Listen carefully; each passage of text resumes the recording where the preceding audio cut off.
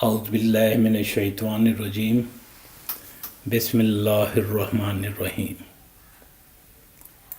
پاکستانی معاشرے میں ہر دوسرا شخص اس بات پر پریشان ہے کہ اس پر کسی نے جادو کیا ہوا ہے۔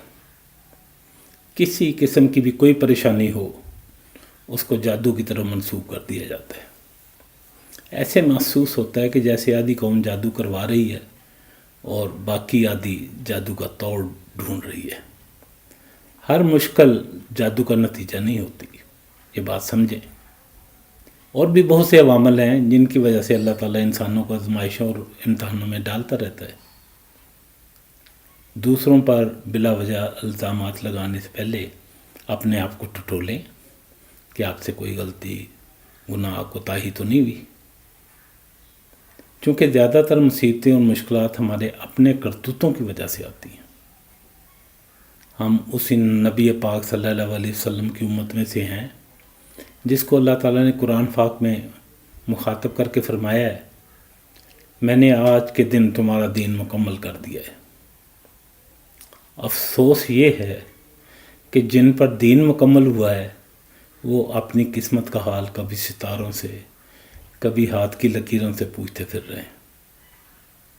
انگلیوں میں پتھر پہن کر قسمت کو روشن دیکھنا چاہتے ہیں۔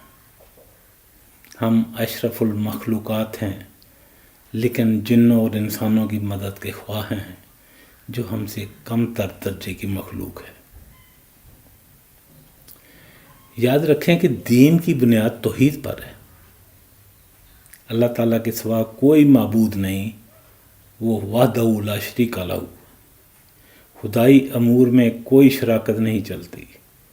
اگر کوئی شخص خدائی امور میں اللہ تعالیٰ کے سوا کسی اور ہستی، انسان، جن، بھوت، پیر، فقیر سے کسی بھی مدد کا خواہاں ہے تو وہ شرک کر رہا ہے۔ تمام علوم کا منبع اللہ تعالیٰ کی ذات ہے۔ ہمارا جسم دو چیزوں سے بنا ہے، ایک مٹی یعنی مادے سے اور دوسرا نفس۔ اس طرح علم بھی دو قسم کے ہیں، مادی علوم اور نفسی علوم۔ مادے کے بارے میں انسان نے بہت تحقیق کی ہے جس کو ہم سائنس کہتے ہیں، مگر نفسی علوم میں اس دور میں بہت کم تحقیق ہوئی ہے۔ پرانے زمانے میں نفسی علوم کا ایک دور رہا ہے، لیکن ان علوم کو جاننے والے زیادہ تر لوگ ان کا غلط اور منفی استعمال کرتے تھے۔ سورہ بقرہ کی آیت 102 میں جادو کا ذکر آیا ہے کہ شیاطین لوگوں کو جادوگری کی تعلیم دیتے تھے۔ حضرت سلیمان علیہ السلام کے عہد میں ہاروت اور ماروت دو فرشتے انسانوں کے روپ میں لوگوں کو نفسی علوم سکھاتے تھے، لیکن وہ سیکھنے والے کو پہلے کہہ دیتے تھے کہ ہم تو ایک آزمائش ہیں، لہذا اس علم کو نہ سیکھو، چونکہ اگر تم اس کا غلط استعمال کرو گے تو کافر ہو جاؤ گے۔ جیسے کہ ہم سب جانتے ہیں کہ ہر علوم کے اچھے اور برے پہلو ہوتے ہیں۔ آج کل کے حالات میں انٹرنیٹ، سوشل میڈیا، ایٹمی ٹیکنالوجی اور سارے علوم جتنے بھی ہیں وہ اچھے بھی ہیں، برے بھی ہیں۔ ان کا استعمال کس طرح کیا جاتا ہے وہ ان کو اچھا اور برا بناتا ہے۔ نفسی علوم کی ایک مثال ملکہ سبا کے تخت کا یمن سے حضرت سلیمان علیہ السلام کے دربار تک کا سفر ہے۔ ایک جن نے کہا، میں دربار برخاست ہونے سے پہلے آپ کے سامنے تخت لا کر رکھ سکتا ہوں، مگر ایک شخص جس کو قانون خداوندی کا علم تھا، آصف بن برخیہ نے پلک جھپکنے سے پہلے تخت کو دربار میں حاضر کر دیا۔ جادو برحق ہے، کلمات کی تاثیر ثابت ہے۔ یہ ایک ایلیوژن ہے، جیسے فرعون کے دربار میں اس کے جادوگروں نے جب اپنی رسیاں اور چھڑیاں پھینکی تو وہ چلتے پھرتے سانپ بن گئے، جس سے موسیٰ علیہ السلام بھی ڈر گئے۔ اس پر اللہ تعالیٰ نے فرمایا، لا تخف انک انت الاعلیٰ، مت ڈرو، تم ہی غالب آؤ گے۔ اور جب حضرت موسیٰ علیہ السلام نے اپنا عصا ڈالا تو جادو کے بنے ہوئے تمام سانپوں کو نگل گیا۔ یہ ماجرا دیکھ کر تمام جادوگر سجدے میں گر گئے اور کہنے لگے کہ ہم ایمان لائے موسیٰ پر اور موسیٰ کے رب پر۔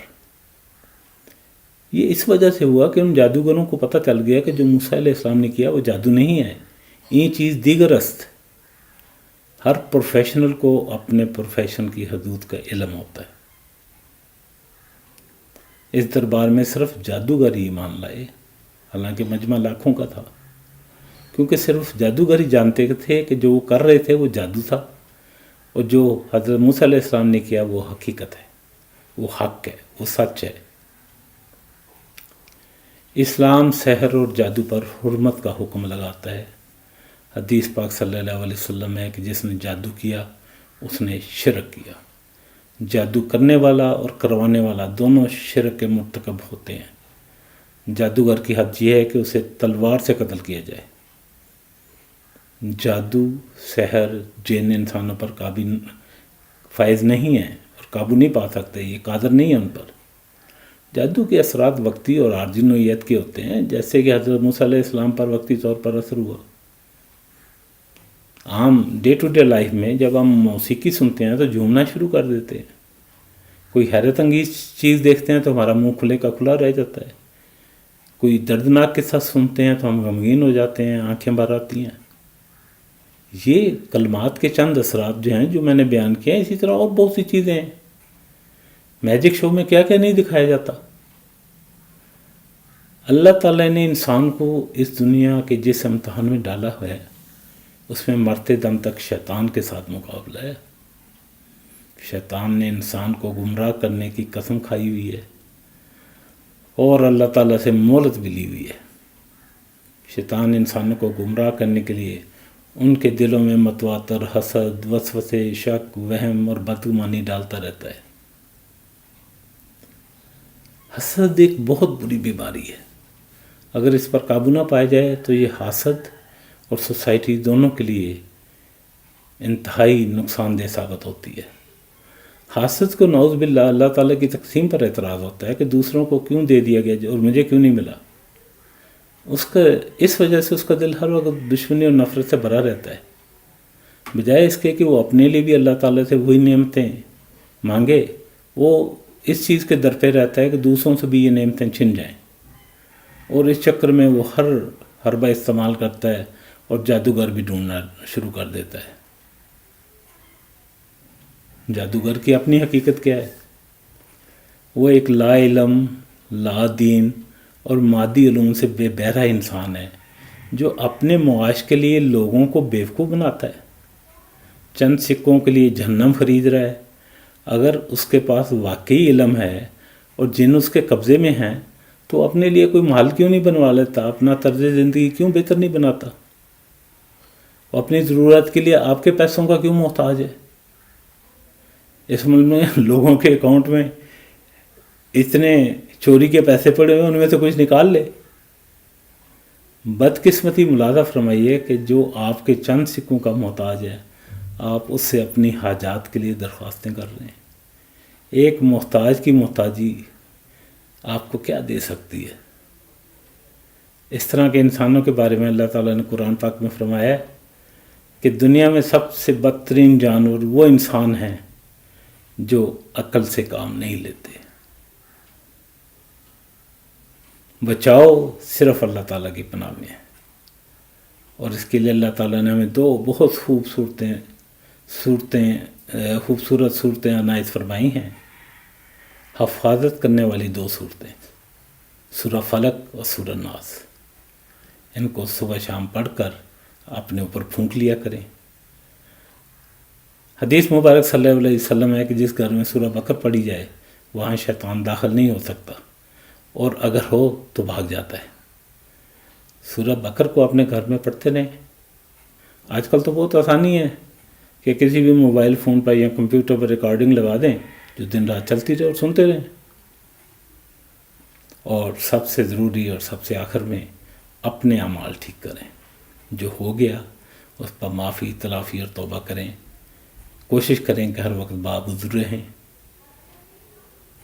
قرآن پاک کی یہ دو آیتیں یاد رکھیں کہ اللہ تعالیٰ فرماتا ہے کہ جو مصیبت بھی تجھ پر آتی ہے وہ تمہارے اپنے کسب اور عمل کی بدولت آتی ہے۔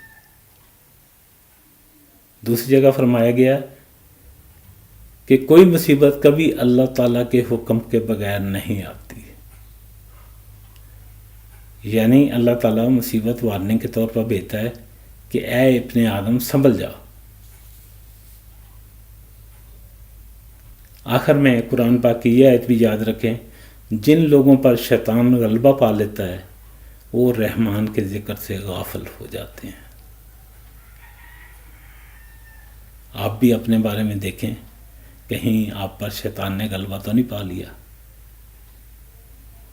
کبھی بھی اللہ تعالیٰ کے ذکر سے غافل نہ ہوں، نماز پڑھیں، قرآن پڑھیں، اللہ تعالیٰ کا صبح شام ذکر کرنے کو اپنا شعار بنا لیں، اللہ تعالیٰ پر مکمل بھروسہ رکھیں، چونکہ خدا تعالیٰ فرماتا ہے جو شخص شیطان اور باطل قوت کا انکار کرے اور خدا پر ایمان لائے، اس نے یقیناً بہت مضبوط رسی تھام لی ہے جو کبھی ٹوٹنے والی نہیں ہے۔ اللہ تعالیٰ ہم سب کی مشکلات آسان فرمائے، آمین ثم آمین۔